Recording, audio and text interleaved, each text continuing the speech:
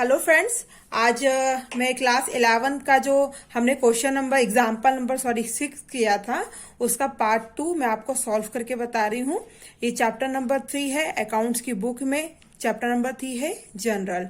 ये page number 73 पे दिया हुआ है, आप यहाँ पे देख सकते हैं।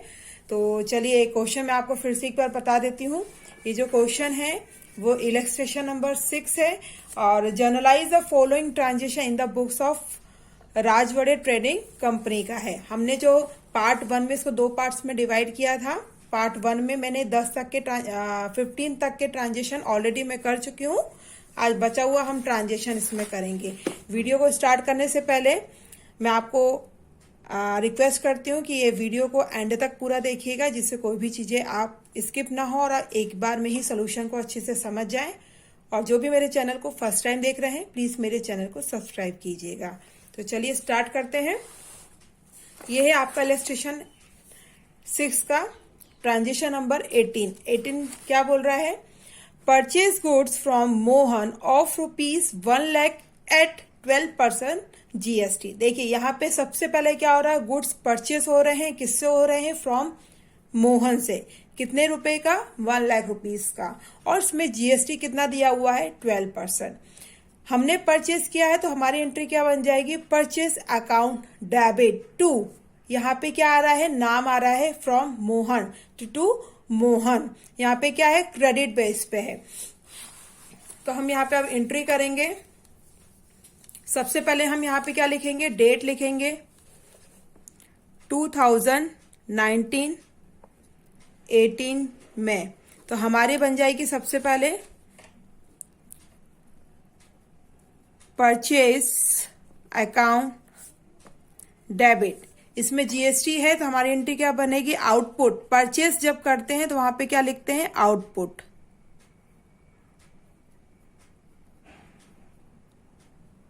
नहीं सॉरी, इनपुट।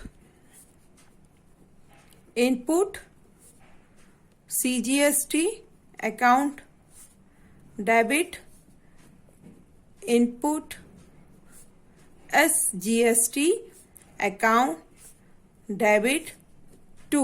किससे परचेज किया था हमने परचेज किया था मोहन से, तो मोहन्स अकाउंट। मैं यहाँ पे नरेशन पहले लिख लेती हूँ। नरेशन हो जाएगा being goods purchase from Mohan and कितना GST एंड 12% GST। नरेशन लिखना कंपलसरी होता है और जितना आपको जो ट्रांजेक्शन में दिया है आपको उस छोटे रूप में आप उसको यहाँ पे लिखना होता है। बेसिकली ये समझाया जाता है कि भाई हमने इस एंट्री में किया क्या है। अब हम यहाँ पे करेंगे वर्किंग नोट दे रहे हैं तो ये आपका आ जाएगा। एग्जाम में वर्किंग नोट भी आप दीजिएगा। तो हमने लिखा है यहाँ पे 18 मई, ठीक है, 18 मई है। गुड्स परचेज कितने के किए हैं? 1 लाख के, ठीक है। आपका जो GST है कितना दिया हुआ है? 12%। तो मैंने आपको बताया GST कैसे निकालेंगे। सॉरी 12% नहीं है, इसमें कितना दिया है? हाँ सॉरी 12% है।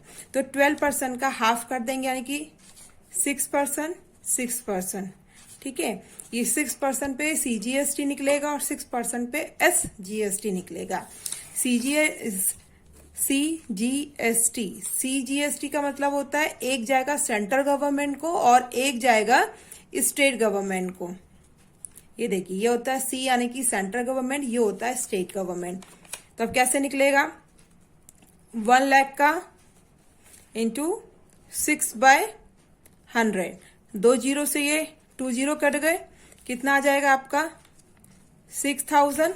ऐसे सेम प्रोसेस आ जाएगा स्टेट गवर्नमेंट के लिए भी। 1 लाख अपॉन 6% का आ जाएगा 6000। यहाँ पे हम टोटल कर देते हैं तो ये 30 से 30 अपने आ जाएंगे। 6 + 6 12 हो जाएगा 1। तो 1 लाख 12,000। ठीक है, ये अपना फाइनल अमाउंट है, यानी कि आपने गुड्स परचेज कितने के करे थे, 1 लाख के। ठीक है, और आपका जो जीएसटी लगा है वो कितने का लगा, 6,000 का। यानी कि जो हमने को पेमेंट करना था 1 लाख का, आप कितने का करेंगे, आपकी जीएसटी लगने के बाद 1,12,000 का आया। क्लियर हुआ। देखिए, एक तो ये वाला मेथड होता है जीएसटी निकालने का, और दूसरा मेथड क्या होगा कि 1 लाख का सीधे हम 12% निकाल दें। आया, जो आपको 12% क्वेश्चन में दिया हुआ है, या जो भी कोई भी परसेंटेज आपको दिया जाएगा, आप उस अमाउंट पे आप सीधे सीधे निकाल दीजिए। ये देखिए, ये कितना आ जाएगा, 12,000। ठीक है, अब 12,000 का आप क्या कर दो, हाफ कर दो, तो कितना आ जाएगा, 6,000। 6,000 आपका जो अपने यहाँ पे निकाला वो यहाँ पे आया, तो दोनों जगह आप 6,000 लिखा दो। ये दो मेथड है और बहुत इजी होता है, लेकिन एग्जाम में जरूर पूछा जाता है। तो अब हम क्या लिखेंगे, सबसे पहले आपका जाएगा परचेज कितने में किया था आपने, 1 लाख में। जीएसटी कितनी लग गई, 6,000 की, और ये 6,000 की। टोटल अमाउंट कितना आया था अपने, 1,12,000। आई होप आपको अच्छे से क्लियर हो गया होगा, बहुत इजी है। अगला ट्रांजेक्शन देखते हैं क्या दिया हुआ है। अगला ट्रांजेक्शन 20 तारीख के लिए दिया हुआ है। Paid for conveyance expenses ₹7,000। हम यहाँ डेट डाल देंगे 20 मई। पेड कन्वे का कर रहे हैं ना हम, अपने कन्वीनियंस के लिए अपना दे रहे हैं, तो यहाँ पे क्या आ जाएगा। और पेमेंट हम कैसे करेंगे, हमेशा ऑलवेज कैश में करेंगे। कोई भी पेमेंट कैश में होता है, क्रेडिट में नहीं होता है। Convey account debit to cash account. Amount कितना दिया हुआ है, 7,000। यहां पे भी आ जाएगा 7,000। बीइंग आपका आ जाएगा कन्वेंस एक्सपेंसेस अमाउंट पेड। बहुत सिंपल सा नरेशन है। अगला दिया हुआ है 25 के लिए। 25 के लिए दिया हुआ है परचेज गुड्स फ्रॉम किशोर। किससे परचेज किया हमने, किशोर से परचेज किया है। ऑफ ₹50,000, 50,000 का, at 28% GST and paid half the amount by cheque. देखिए यहाँ पे भी क्या हो जाएगा, purchase account debit to Kishore, क्योंकि हम यहाँ पे क्रेडिट में परचेस कर रहे हैं, फ्रॉम किशोर का नाम आया है। ठीक है, कितने का परचेस कर रहे हैं, 50,000 का कर रहे हैं। इस पे जीएसटी कितने की लग गई, 28% की। अच्छा, उसमें कह रहे हैं कि जो हाफ पेमेंट है, जो 50,000 का है, उसमें हमने जो जीएसटी निकालेंगे, उसके बाद जो हाफ पेमेंट आ रहा है वो चेक के थ्रू पेमेंट कर दे रहा है, यानी कि टू बैंक भी आएगा। तो चलिए एंट्री बनाते हैं। सबसे पहले तो हम डेट लिख लेंगे। डेट दिया हुआ है 25 मई। ठीक है, हमने इस ट्रांजेक्शन में क्या किया, परचेज किया, तो हम यहाँ पे लिखेंगे परचेज अकाउंट डेबिट। और जब भी परचेज करते हैं और क्वेश्चन में जीएसटी दिया है तो हमेशा क्या लिखेंगे, इनपुट। ठीक है, और जब सेल करते हैं तब वहां पे आता है आउटपुट, तो क्या आ जाएगा, input CGST account debit, input SGST account debit to. किससे परचेज किया है हमने, किशोर से। क्रेडिट में परचेज किया है, किशोर से अकाउंट टू, और उसमें जो हाफ पेमेंट है वो किसके थ्रू किया है, चेक के थ्रू। तो यहाँ पे क्या आ जाएगा, टू बैंक अकाउंट। आया, मैं नरेशन पहले ही लिख लेती हूँ, फिर हम कैलकुलेशन करेंगे। Being goods purchase from Kishore on credit and half amount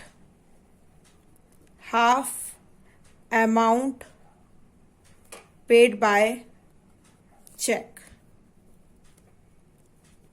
आधा अमाउंट जो है वो किशोर क्या कर रहा है, तुरंत पेमेंट कर दे रहा है। ठीक है, तो अब हम इसका जो कैलकुलेशन करेंगे, कैलकुलेशन करने के लिए सबसे पहले हम क्या करेंगे, यहाँ पे लिखेंगे कौन से तारीख की है आपकी, 25 मई की है। ठीक है, आपने गुड्स कितने परचेज किए हैं, परचेज का अमाउंट लिख लेते हैं। सबसे पहले परचेज अमाउंट है आपका 50,000 का, हमेशा साइड में लिखिए क्योंकि फिर आपको यहाँ पे टोटल करने में भी आसानी हो जाएगी। आपको यहाँ पे जीएसटी कितना दिया हुआ है, 28%। ठीक है, जो भी आपको जीएसटी दिया जाएगा उसको दो पार्ट में डिवाइड कर लो। तो 28 का हाफ हाफ क्या होगा, 14%, 14%। ठीक है, ये हो गया। अब हम निकालेंगे CGST, सेंट्रल गवर्नमेंट का निकलेगा। तो 50,000 इंटू 14%, 2 जीरो से 2 जीरो कट गए। मैं यहाँ पे आपको रफ वर्क कर रही हूँ। 500 मल्टीप्लाई 14, तो 2 जीरो, 5 4 जा 20, 005 कितना आ जाएगा, 5 + 2 7, यानी कि आपका आ जाएगा 7,000। ठीक है, और SGST का भी सेम अमाउंट ही आएगा,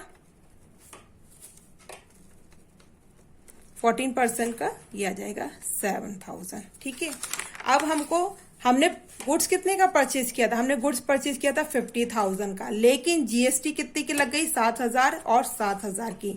तो हमें टोटल पेमेंट कितना करना है, तो उसको भी ऐड कर लेते हैं। 0 7 7 जा 14 और ये आ जाएगा 64,000 का हमको पेमेंट करना है। किसको करना है, पेमेंट करना है किशोर को। लेकिन यहाँ पे किशोर ने क्या इस क्वेश्चन में क्या दिया है कि हाफ पेमेंट कर दिया है, हाफ पेमेंट। ठीक है, तो किसका पेमेंट करेगा, ये 64 का ना, तो 64,000 डिवाइड इंटू 1/2, हाफ कर देंगे इसका। तो यहाँ पे क्या आ जाएगा, 32,000, यानी कि 32,000 उसने कैश में पहले ही पेमेंट कर दिया। अब हमें पेमेंट कैसे भरेंगे, 50,000 परचेज कितना किया था, 50,000 का, कितने की जीएसटी निकली, 7,000, 7,000। ठीक है, आया कितना था हमारा टोटल 64। यदि ये हाफ पेमेंट वाली बात नहीं होती इस ट्रांजेक्शन में, तो हम फाइनल अमाउंट किशोर के नाम पे यहाँ पे कितना लिख देते, 64,000। लेकिन यहाँ पे क्या दिया हुआ है कि हाफ पेमेंट की बात हुई है, तो किशोर के नाम पे आप आ जाएगा 32,000 वो चेक से पेमेंट करेगा। क्लियर हो गया, आई होप आप लोग को अच्छे से क्लियर हुआ होगा, है ना। मैंने आपको वर्किंग नोट पे अच्छे से क्लियर करके समझाया है। तो चलिए अब अगला ट्रांजेक्शन देखते हैं। अगला ट्रांजेक्शन दिया हुआ 30 मई के लिए, purchase machinery of ₹50,000 at 18% GST and half the amount paid immediately by cheque. देखिए इस क्वेश्चन में भी मशीन परचेज किया हुआ है और प्राइस है 50,000 का, जीएसटी दी हुई है 18% की, और उसमें क्या कर रहा है, half the amount paid immediately by cheque. जो पेमेंट किया वो चेक के थ्रू किया है, यानी कि बैंक का है। अच्छा, यहाँ पे यदि सिंपल एंट्री होती कि परचेज मशीनरी ऑफ ₹50,000, तो सिंपल सी एंट्री बन जाती purchase account debit to cash account. ठीक है, लेकिन यहाँ पे क्या हुआ है भाई, जीएसटी भी आपको दिया गया है और इमीडिएटली पेमेंट भी किया है, तो हमारी एंट्री क्या बन जाएगी, परचेस अकाउंट डेबिट। यहाँ पे क्या दिया, जीएसटी भी दिया, तो क्या हो जाएगा, इनपुट अकाउंट डेबिट, है ना, इनपुट जीएसटी अकाउंट डेबिट और इनपुट एसजीएसटी अकाउंट डेबिट। तो चलिए बनाते हैं। सबसे पहले हम लिखेंगे यहाँ पे मई 30 के लिए हमने क्या परचेज किया है, मशीनरी परचेज कर रहे हैं, तो मशीनरी ही का ही नाम लिख लेते हैं। Machinery account debit input CGST account debit input SGST account debit to bank account. Bank account क्यों लिख रही हूं मैं, क्योंकि यहाँ पे पेमेंट किसके थ्रू हो रहा है, चेक के थ्रू हो रहा है। ठीक है, तो हम नरेशन, सबसे पहले नरेशन लिख लेते हैं। Being machinery purchase on credit and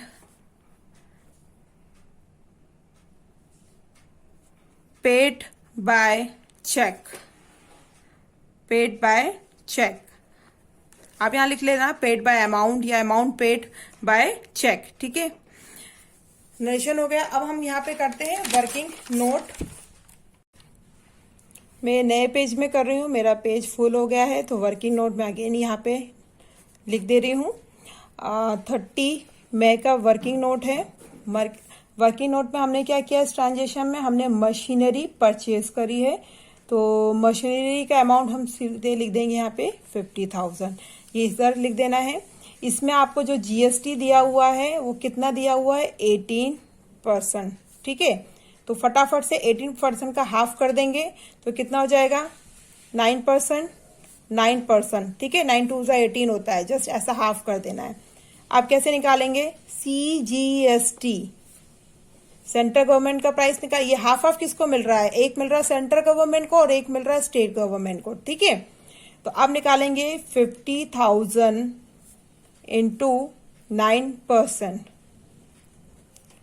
2 0 से 2 0 कर दे, पहले तो 2 0 उतार देते हैं, 9 5 45, ठीक है। ये हो गया आपका पहला वाला। दूसरा है आपका SGST, SGST का 50,000 इंटू 9%, सेम अमाउंट आएगा 4,500, ठीक है। क्लियर हुआ। अब हम यहाँ पे क्या कर देंगे, टोटल कर देंगे। टोटल में आ जाएगा 2 0 5 5 10 4 4 8 9 और 5, 59,000 का हमको क्या करना है, पेमेंट करना है। तो चलिए अब इसको हम फिल करते हैं। तो सबसे पहले हम लिख लेते हैं डेट, तो डेट ड्यू है 31 मई, तो हमारा एंट्री बन जाएगी ड्राइंग अकाउंट डेबिट टू, किससे विड्रॉ किया उसने, बैंक से किया, तो यहाँ पे हम लिख देंगे बैंक अकाउंट। नरेशन आ जाएगा being cash withdraw from bank for personal use, ठीक है, सिंपल सा है। और कितना है अमाउंट दिया हुआ है, 10,000 का। यहाँ पे हमारे आज जो एग्जाम्पल नंबर 6 है उसका पूरा जो पार्ट 2 और पार्ट 1 में मैंने इसको सॉल्व किया था वो खत्म हो चुका है, एंड हो चुका है। अब हम क्या करेंगे, जो हमने पार्ट 1 और पार्ट 2 का जो भी पूरा ट्रांजेक्शन किया है उसको यहाँ पे हम टोटल करेंगे। टोटल करना कंपलसरी है। ये देखिए इस तरीके से हम लाइन खींच देंगे, यहाँ पे हम डबल लाइन खींच देंगे। अब पार्ट 1 और पार्ट 2 में जो भी मैंने ये जो पूरा ट्रांजेक्शन है इलस्ट्रेशन 6 का, जितने भी ट्रांजेक्शन है उनके डेबिट साइड और क्रेडिट साइड का अब हम टोटल करेंगे। टोटल करना कंपलसरी है और टोटल ही लिखा जाता है। तो चलिए टोटल करते हैं। दोनों साइड का टोटल करने पे हमारा आंसर क्या आ रहा है, डेबिट साइड और क्रेडिट साइड का टोटल करने में आंसर आ रहा है 9,13,600। तो हम यहाँ पे दोनों तरफ का टोटल करेक्ट आना चाहिए, सबसे पहले मिला के दोनों का देखना है और उसके बाद अपने आंसर को यहाँ पे लिखना है। तो 9,13,600 करेक्ट आंसर। तो ठीक है, आई होप आप लोग को ये एग्जाम्पल से अच्छे से क्लियर समझ में आया होगा, और ऐसे ही वीडियो में आगे भी लाती रहूंगी। हम एग्जाम्पल पहले करने के बाद प्रैक्टिकल क्वेश्चंस पूरे करेंगे। तो मिलते हैं नए वीडियो के साथ। Thank you.